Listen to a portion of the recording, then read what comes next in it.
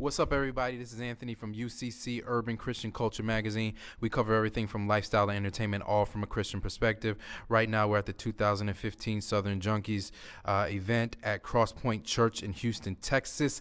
And I have Rossland here from the Dream Junkies. Say what's up, Rossland. Hey, what's going on? It's Rossland with the Dream Junkies. I just got finished rocking in Houston, Texas. Awesome night, man. My man Alex Faith turned up.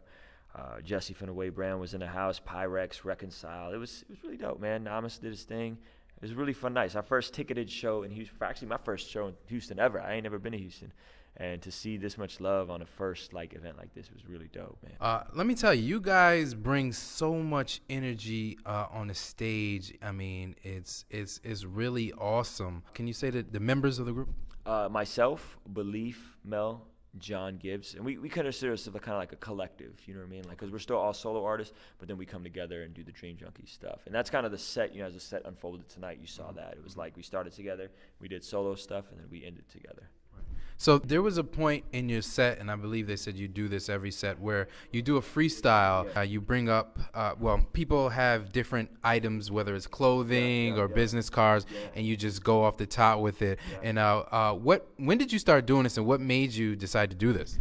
Oh, man, I've been doing that for like 9 years. It's been a minute since I've been doing it, and I grew up like, you know, before I was really like saved and rapping for God or you know, living my faith out through my music. I came up as a battle rapper, and so battling back then meant you had to be able to freestyle, you had to be able to improvise, and so it was kind of like a cool way to transition over and to do an interactive thing. And so I, you know, polishing it, trying to make it better. I've been doing it for a while, man. And so yeah, it's just a fun way to get the people engaged, because most people don't really see that kind of stuff, you know. So it's pretty cool. Now, I know on stage you were saying that you're from Russia. Yeah, originally from the Soviet Union. The country is Azerbaijan, Baku. And yeah, that's where I was born and raised. So I'm a refugee. I came out to the United States in 1991, moved to San Diego, Southeast San Diego, and just fell in love with hip hop. And later down the road, when I met Jesus, he kind of redeemed that in my life and allows me to use it to, you know, inspire and empower people to have a worldview and get to know him through music. How did the Dream Junkies connect? Me and Belief are best friends. We met in 2005 to 10 years ago. He came to my church. He's fresh from Baltimore. He had moved to California. Came to my church. We had some mutual friends in high school. So we met at church.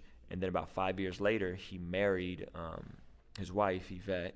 And Yvette had this little brother, this little knucklehead little brother who was getting in trouble and getting arrested for shoplifting and all kinds of stupid stuff. His name was John.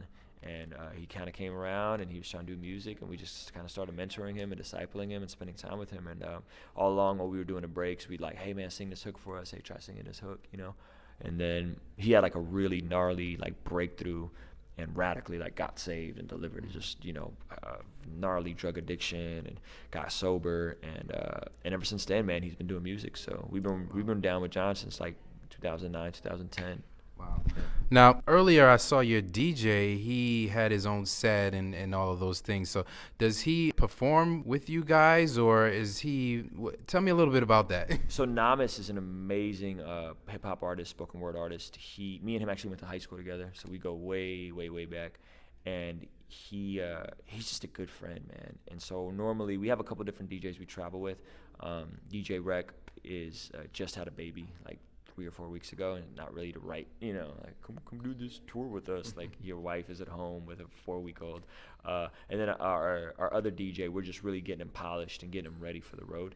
And so Namas, you know, it just kind of works out where he can come do shows and expose people to who he is, and then we can we got a dope DJ, you know, who really knows what he's doing. Namas is ridiculously talented. He produces a lot of his own music.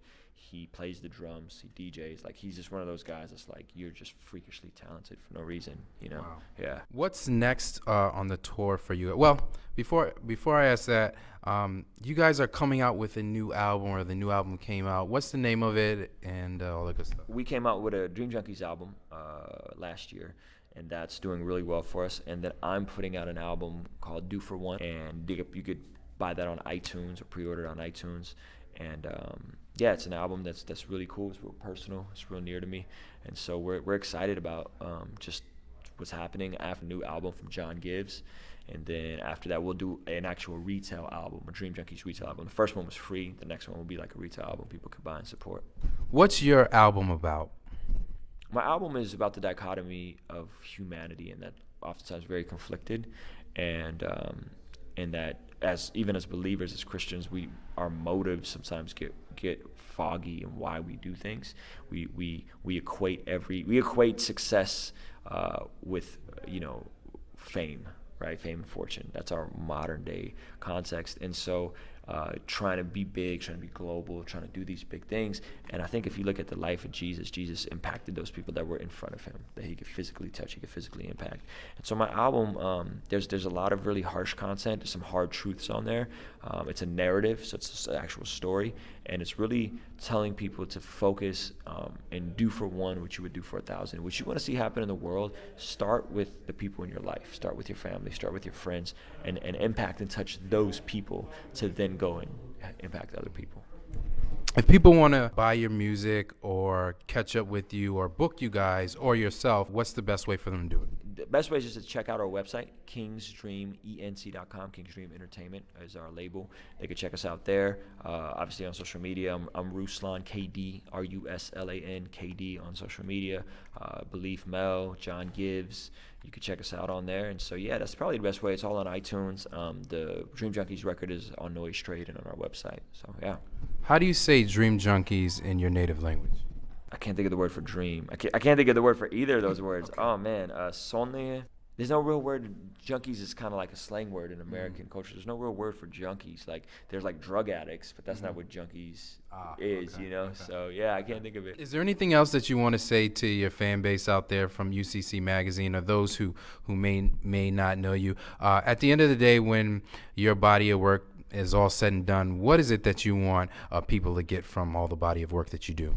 I want them to get inspiration and empowerment and encouragement. At the end of the day, if they walk away listening to my music and feel inspired and encouraged to live out their purpose and what God has for them, I think we've succeeded. Amen. That was Rossland from the Dream Junkies, and this is Anthony from UCC, shaking up what you thought being Christian was.